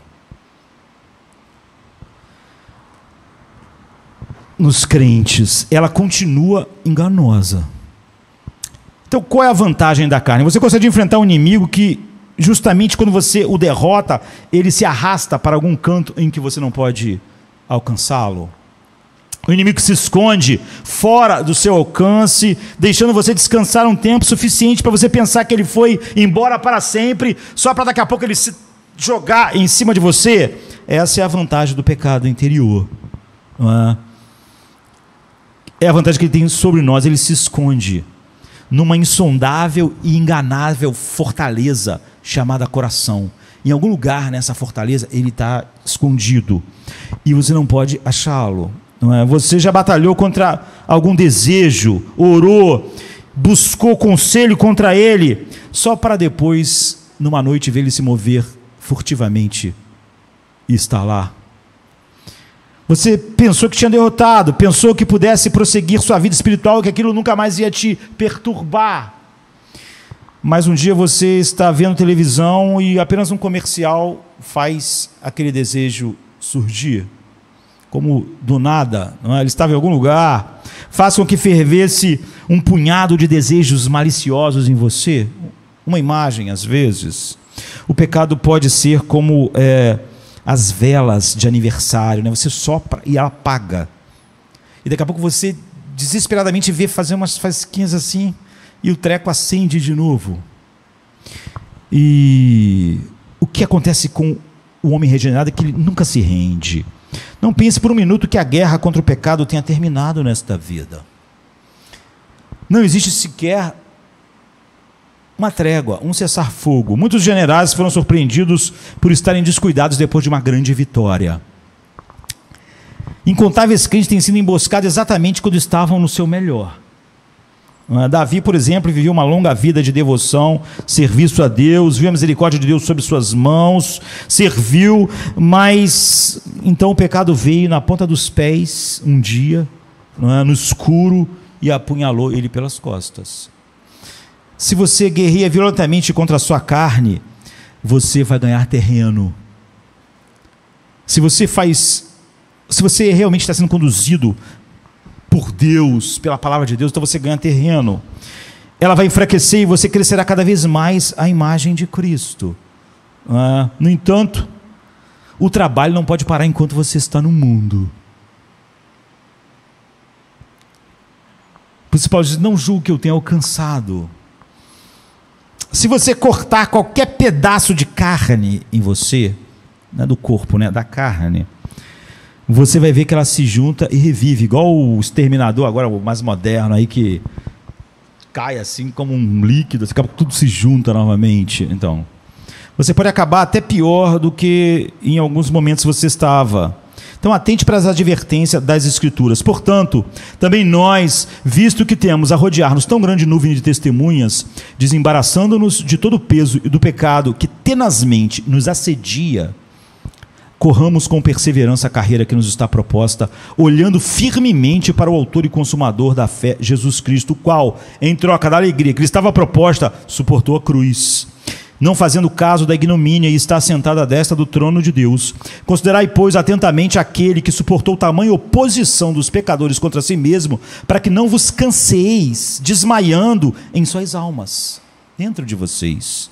Ora, na vossa luta contra o pecado, vocês não resistiram até o sangue ainda. Hebreus 12, de 1 a 4. Jesus disse: vede e acautelai-vos do fermento dos fariseus. Mateus 16, ou Mateus 26, 41. Vigiai e orai, para que não entreis em tentação. O espírito, na verdade, está pronto, mas a carne é fraca. As pessoas não entendem muito esse verso, mas não vamos falar sobre ele hoje, sobre ele agora. Quem sabe hoje à noite eu posso falar alguma coisa. Em Lucas 12, 15, então lhe recomendou: tende cuidado e guardai-vos de todo e qualquer amor ao dinheiro, porque a vida do homem não consiste na abundância dos bens que ele possui. Lucas 12, 15. 1 Coríntios 16, 13, sede vigilantes, permanecei firmes na fé, portai-vos varonilmente com coragem, como um homem adulto, fortalecei-vos. 1 Coríntios 16, 3. Vós, pois, amados, prevenidos como estáis, de antemão, acautelai-vos, não suceda que, arrastados pelo erro desses subordinados, descaiais da vossa própria firmeza. 2 Pedro 3,16. Então, qual é a vantagem do crente? Qual é a vantagem do homem regenerado? De quem pode tomar da ceia nessa manhã dizendo: isso foi para mim, tudo que Jesus conquistou foi para mim.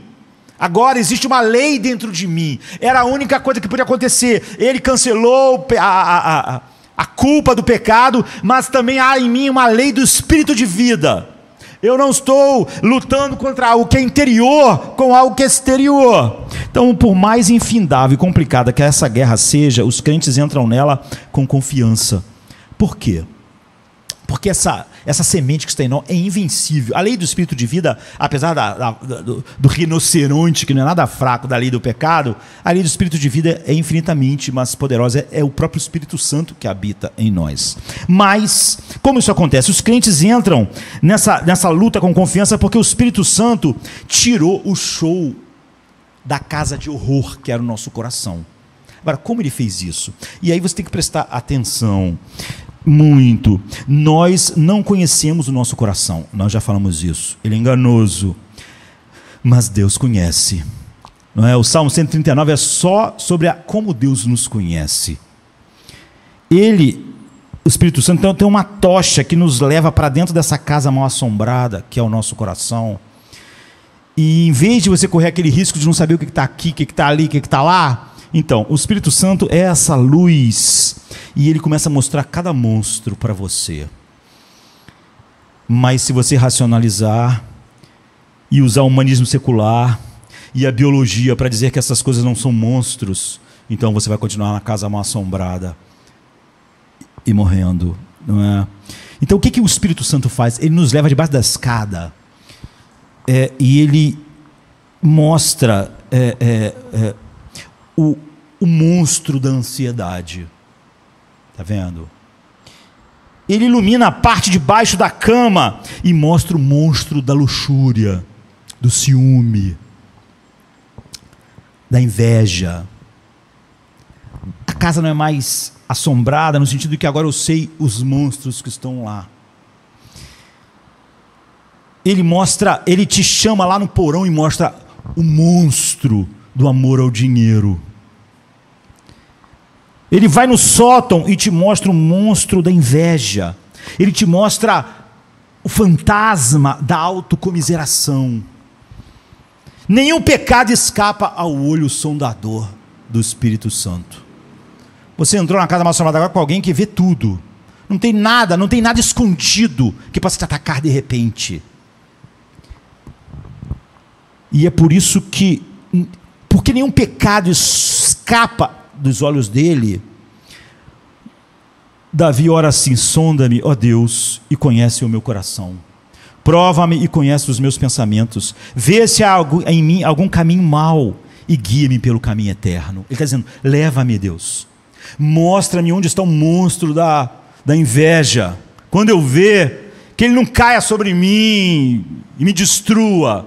Que eu veja antes, está ali. É ele.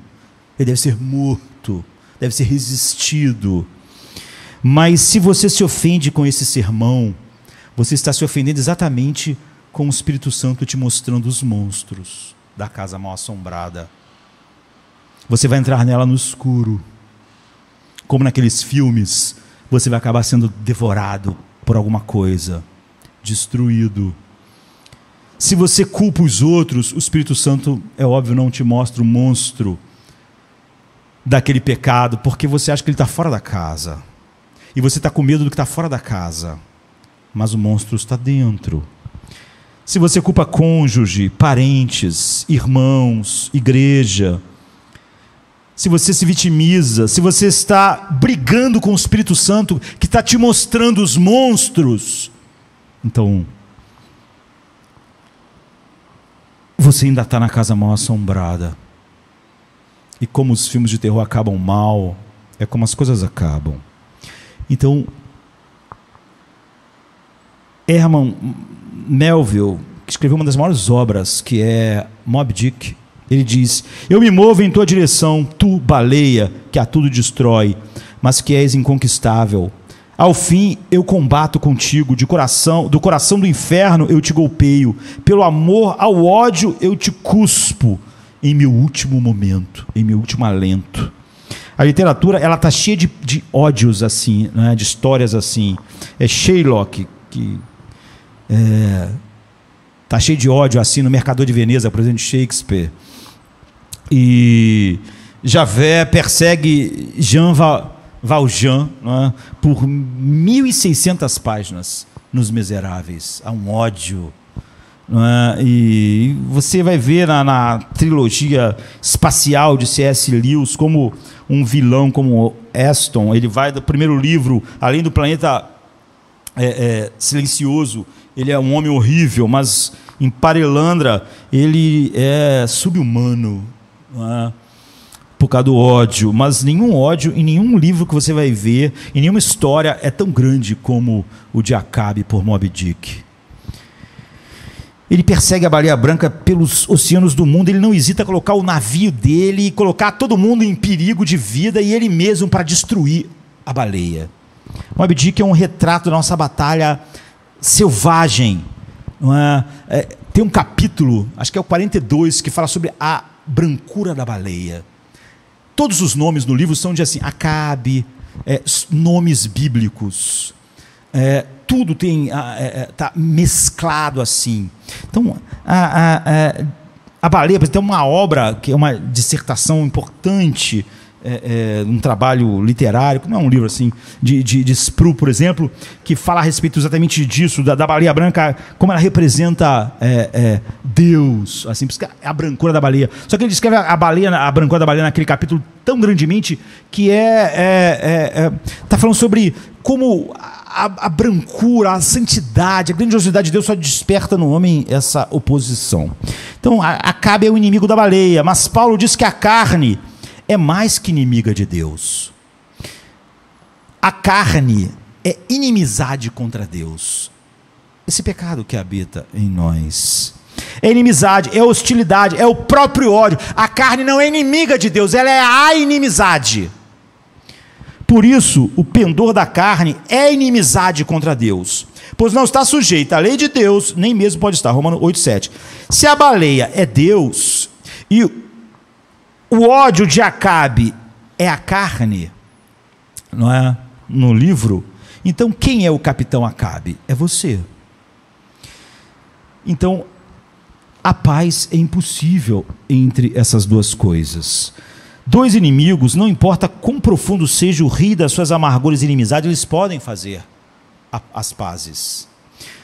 Somente se a hostilidade for destruída. Quando a hostilidade é destruída, eles podem fazer as pazes. Mas é impossível você fazer isso, as pazes, com a própria hostilidade. Você pode fazer as pazes com o maior inimigo se a hostilidade for vencida, se a inimizade, se o ódio é vencido. Assim, quando Paulo identifica a carne como o ódio contra Deus e a inimizade contra Deus, ele elimina qualquer esperança de que a carne se inclinará para Deus. A tua carne se inclinará para Deus. Um acordo entre Deus e a carne é impossível. Por isso que o espírito milita contra a carne e a carne contra o espírito. Não é possível, porque ela não é inimiga de Deus, ela é a inimizade. Em Romanos 5,10, Paulo diz que nós éramos inimigos de Deus. Todos nós éramos inimigos. Todos nós éramos o capitão Acabe. Nós não éramos a inimizade. Nós éramos inimigos. A inimizade é a própria carne. O pecado que habita em nós. Cristo é o pacificador, o evangelho, ele faz a paz. Tendo paz para com Deus, justificado, nós temos paz com Deus. Que ele usou a morte para matar a hostilidade que havia em nós contra Deus. Nosso velho homem, a carne, foi crucificada com Cristo. É o que Romanos 6,6 diz, que o deixou sem poder para governar e escravizar. Está crucificado, está morto ainda. Algo crucificado vai morrer, mas demorava, não é? Bem como produzir em nós os frutos da vida eterna, a lei do Espírito de vida. Quando ele nos glorificar, então a carne terá partido para sempre. Essa é a única maneira de se tratar com a inimizade. Mas toda gota de veneno ainda é veneno. É óbvio que a carne já não reina mais no cristão, mas ela ainda é um veneno, e ela está lá. Ela não tem o domínio, mas ela é um veneno. Toda gota de veneno é veneno, não importa a quantidade. Qualquer fagulha, pode ser uma fagulha pequena, aquilo é fogo. Se você encostar nas coisas, começa a pegar fogo. E o último pedaço de carne que permanece no crente continua sendo inimizade contra Deus. Quando a graça de Deus transforma a nossa natureza, ela não transforma a natureza da carne. Ela conquista. Ela enfraquece e aquilo não tem mais o domínio. E está ferido mortalmente, preso na cruz de Cristo. De maneira que nós não somos mais o capitão Acabe por natureza. Nós não somos mais inimigos de Deus, porque a inimizade que é a carne não reina em nós. No entanto, a sua desafiante malignidade continua dentro de nós. Na época de Paulo, escreveu aos Romanos, ele era a imagem do cristão completamente comprometido. Quem pode ser uma imagem mais comprometida com tudo que é a beleza de Deus e o evangelho do que o apóstolo Paulo? Ele era tudo que um homem pode ser desse lado do céu, para a glória de Deus. E ele certamente passou os seus dias crucificando a carne. Ainda assim ele clamava para ser liberto desse inimigo irreconciliável. Não é? Desventurado homem que sou, quem me livrará do corpo desta morte? E Deus, a gente vai tomar da ceia agora, Deus é amor, sua natureza e sua beleza e amabilidade são intocadas por qualquer coisa que não seja a sua santidade infinita. Ele é de uma excelência eterna e deve ser amado acima de qualquer criatura e qualquer coisa. Ele derramou sobre nós sua beleza, o amor do seu Filho, como nós vemos na cruz, nos enchendo de esperança, expectativas, poder, e nós habitamos com Ele no salão do trono do seu amor. Mas o resto da carne nos deixa numa situação como Paulo está expressando aqui. Contra esse Deus, nós carregamos dentro de nós ainda uma inimizade não apaziguada, que é a carne. Esse é o poder desgastante do pecado no crente. Ele nunca aceita um cessar-fogo, muito menos um tratado de paz. Portanto, como você pode esperar qualquer descanso provindo da carne se você não está matando-a? Mortificai, pois, as obras do corpo. Ele está falando da carne, né? Não é do físico. Como podemos ter esperança de nos livrar completamente disso antes de estarmos glorificados? Não. A luta não vai cessar. Um exército invasor, muitas vezes, ele pode ser persuadido a baixar suas armas. Você pode dar ele o que ele quer terra, você dá ele a terra. Você pode dar ele dinheiro. Um exército invasor, tudo bem. Algumas pessoas pensam que elas podem aquietar a fúria da carne da mesma maneira. Assim elas procuram maneiras de gratificar os desejos da carne, é o que Paulo diz em Romanos 13, 14. Isso é apagar fogo com gasolina. O pecado não vai aplacar a carne, o pecado a alimenta. Você não vai conseguir ser o campeão mundial de pesos pesados lutando contra o cara mais fraco do bairro. Você só pode ser campeão mundial de pesos pesados se você desafiar o atual campeão de pesos pesados. Para ser o maior, você tem que derrubar o maior campeão. E a carne escolheu bem o seu inimigo. Ela escolheu Deus. Porque ela quer nada menos do que esse lugar. Ela é a inimizade contra Deus. Algumas vezes pensamos sobre a carne como nosso inimigo, mas ela nos odeia somente porque Deus está em nós. A carne milita contra o espírito. Num homem que não tem o espírito, ela não está militando contra nós, ela está governando. O que é mais fácil? Sentar-se com o seu balde de pipoca e assistir um filme de Tom Cruise no Netflix durante 2 horas, ou orar por meia hora? O que é mais fácil? Passar o resto desse dia na praia ou estar num culto? O que é mais fácil? Tom Cruise vence com a maior facilidade. Por quê? Porque não há competição. O que a carne odeia é Deus.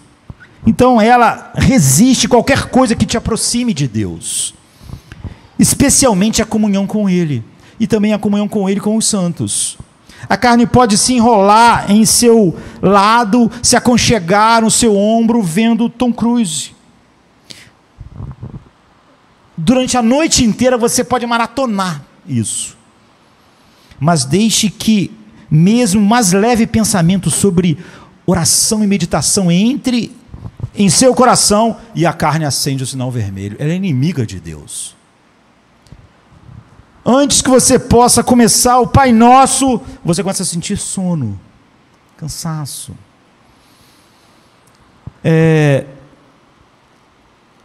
A sua atenção, que estava tão presa na série, agora começa a andar pelo universo inteiro como se fosse a Enterprise, ou então essas naves Star Wars que entram no hiperespaço, assim. Então tua mente vai para todos os lugares. Tu conseguiu ficar horas pensando na série ali, mas você começou a ler a palavra de Deus, então tua mente começa a vagar. Porque o ódio da carne a Deus pode ser explicado. Pense no culto. Quando você entra no culto, a carne podia pensar: nem vou entrar aí, porque isso aí é tudo sobre Deus. Mas ela pode muito bem fazer você fazer um culto que é só com seus lábios. Ela óbvio que vai entrar.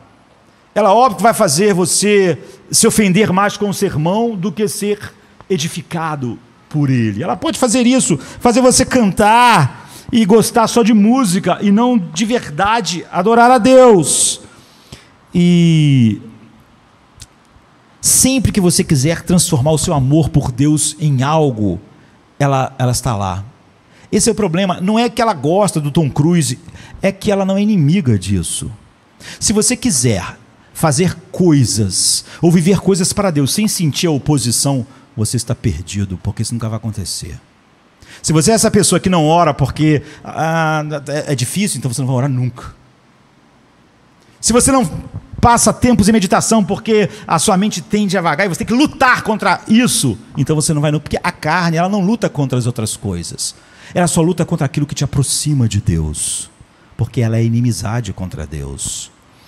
E se você quer estudar a Bíblia, as pessoas querem estudar a Bíblia para debater, para na internet brigar com alguém, para mostrar, a carne, ela não te atrapalha, você fica animado. Já viu quando você estuda a Bíblia assim? Vou ver aqui esses textos, porque eu vou falar para aquele cara ignorante, aquele cara que não entende nada. A carne te ajuda, estuda menos. Esse texto aí é importante. Tente ler a Bíblia para olhar o ciúme no seu coração, o ressentimento, o quão longe da aparência de Cristo você está, e você começa a ter uma dificuldade de ler a Bíblia, aquela empolgação para o debate, some, porque a carne é inimiga de Deus, é inimizade na verdade. Então, saborear a glória de Cristo. Se alguém começa a falar sobre alegria em Cristo, você sente que a carne começa a dizer, não é possível ter essa alegria. Alguém diz assim, olha, você pode ter Cristo e viver uma vida miserável, sem alegria. A carne, isso é verdade, pode mesmo. Você não tem oposição. Tudo que glorifica a Deus, a oposição aparece. É o pecado que habita em você, sabe? E um casal que está se divorciando, ele pode tentar encontrar um ponto em comum. Eles perderam muitas coisas, mas eles adoram viajar, eles adoram pescar, eles adoram fazer alguma coisa, e eles vão tentar fazer isso de novo, vão tentar fazer aquela viagem, porque a gente pode fazer isso, encontrar essa coisa em comum. A gente já perdeu muita coisa em comum, e pode reacender as coisas. Se houvesse a menor coisa sobre Deus que a carne pudesse gostar, o crente poderia ter um abrigo, um refúgio do pecado. Mas como a carne não gosta nada sobre Deus, tudo sobre Deus vai ter oposição. É irreconciliável. Se a carne não se importasse com a sabedoria de Deus, você poderia ter se ela não gostasse de Deus, mas não ligasse para a sabedoria dele, você ia poder ter um tempo tranquilo para meditar nos mistérios do Evangelho, sem se cansar. Mas como ela odeia a sabedoria de Deus, sempre que você fizer isso, ela vai estar lá. E a carne odeia tudo que se refere a Deus. Você vê porque é tão fácil abraçar o humanismo, pregar o humanismo, e a maior parte das pessoas na igreja aceita o humanismo e briga quando se diz o oposto disso. Porque é óbvio que quando a pessoa estava ouvindo o humanismo, aquilo te afasta de Deus. A carne não faz nada, ela não luta contra aquilo. Mas quando você ouve uma verdade sobre Deus, que vai te aproximar de Deus, vai te libertar, vai te fazer mais parecido com Cristo, ela aparece, ela é inimizade contra Deus. Se as pessoas na nossa geração defendessem a alegria indizível e cheia de glória em Cristo, como as pessoas defendem a tristeza, seria uma bênção, mas as pessoas não defendem, não há paixão. Porque é óbvio que a alegria indizível em Cristo é algo que a carne odeia. Tudo que ela quer é que as pessoas não tenham alegria em Cristo. Qualquer assunto sobre isso é um problema, por causa da carne. Em vez de que ela resiste tudo sobre Deus, tudo que é sobre Deus, que dá glória a Deus, que mostra o poder de Deus, o poder do Evangelho, a carne tem problemas. E quanto mais alguma coisa nos capacita a encontrar Deus e a mostrar nossa alegria em Deus, mais violentamente a carne vai lutar contra aquilo. Se você quiser, para servir a Deus, ter alegria em Deus, encontrar um caminho aberto, sem luta, você nunca vai ter, porque a carne, o pecado habita em você. E quando a mente quer conhecer Deus, a carne impõe ignorância. E a vontade não pode se mover na direção de Deus sem sentir o peso da obstinação dos nossos pecados. O Espírito Santo mostrando aqueles monstros na casa mal assombrada. E as afeições, querendo ansiar por Deus, estão em constantemente luta contra as infecções, eu diria, da sensualidade. Então o capitão Acabe, ele foi levado pela sua fúria a perseguir a baleia até o fim do mundo. Ele tinha um ódio sem fim da baleia branca.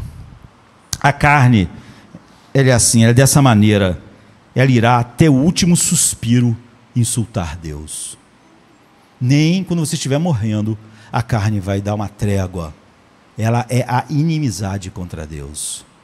Mas existe em nós um guerreiro que está comprometido com esse mesmo modo, odeia a carne dessa forma e é muito mais poderoso que ela. A carne milita contra o espírito e o espírito contra a carne. Aí está a lei do espírito de vida que nos liberta. O espírito guerreia contra a carne, Gálatas 5,17. Enchei-vos do espírito, não é? Cheio do poder do amor de Deus, porque o Espírito Santo só nos mostra Cristo, a beleza de Cristo. Nós nos viramos contra a carne com o mesmo ódio, virando agora a metáfora, com o mesmo ódio que Acabe tinha da baleia. E o capitão Acabe, ele diz assim, uma maldição, ele diz assim: eu me movo em tua direção, tu baleia, que a tudo destrói, mas que és inconquistável. Ao fim eu te combato, eu combato contigo, do coração do inferno eu te golpeio, pelo amor do ódio eu te cuspo no meu último suspiro. Pare de bajular a carne, queridos. O texto que Paulo está escrevendo não é para a gente dizer, está vendo, o mal habita em mim, o que eu posso fazer? Isso é exatamente o oposto do que ele está fazendo. Ele está mostrando que é a lei. Abrace o evangelho. Deixe o Espírito Santo mostrar as coisas assombradas no seu coração. Não só deixe, não. Fale como Davi: Senhor, sonde o meu coração e mostre os monstros. Só a lei do Espírito de vida dentro de mim pode subjugar a lei do pecado e da morte. E a não ser que o Espírito Santo não fosse todo poderoso, essa guerra estava perdida. Se você só tiver alguém balançando sermões, a Bíblia no seu rosto, está perdido. Tem que haver algo dentro de nós, que é o que Cristo conquistou para nós, o Espírito Santo. A lei do Espírito de vida é que vence a lei do pecado e da morte. Os pecados foram cancelados na cruz, o Espírito Santo habitou em nós e agora há uma lei mais poderosa do que a lei do pecado. Ela sempre vai estar conosco até o último dia, mas subjugada. E nós vamos usar os meios, que é o que nós não falamos hoje. Os meios, como Davi está usando. E nós somos mais do que vencedores por aqueles que nos amou. Quem me livrará do corpo dessa morte? Davi diz: ninguém. Vamos viver na miséria. Davi não, Paulo, ele diz: graças a Deus por Jesus Cristo. Agora, como está no 8:2, a lei do Espírito de vida está em mim. Miserável homem que sou, quem me livrará do corpo desta morte? Dou graças a Deus por Jesus Cristo nosso Senhor. Assim que eu mesmo, com entendimento, sirvo a lei de Deus, mas com a carne, a lei do pecado. Então aí está a luta, e só a lei do Espírito de vida. Então você vê como todo o problema da minha vida está dentro de mim. Ninguém pode lutar essa batalha por mim. É por isso que cada um de nós vai tomar da Santa Ceia e dizer: foi por mim. Ele comprou para mim o Espírito Santo, comprou para mim a justificação. Ele é a minha redenção, minha justificação, minha santificação. Ele vence a inimizade que a carne é. E um dia eu estarei num estado em que a carne não estará mais presente. Até lá, um homem igual Paulo, ele foi derrotado. Ele foi derrotado pela carne, mas pelo menos foi para o céu. Não. Combati o bom combate. No final, aquela luta, às vezes ele estava ali, parecendo na corda. Lá estava ele. Combati o bom combate, terminei a carreira e guardei a fé. Os filhos de Deus vencem por causa da lei do Espírito de vida que está neles. Vamos ficar de pé.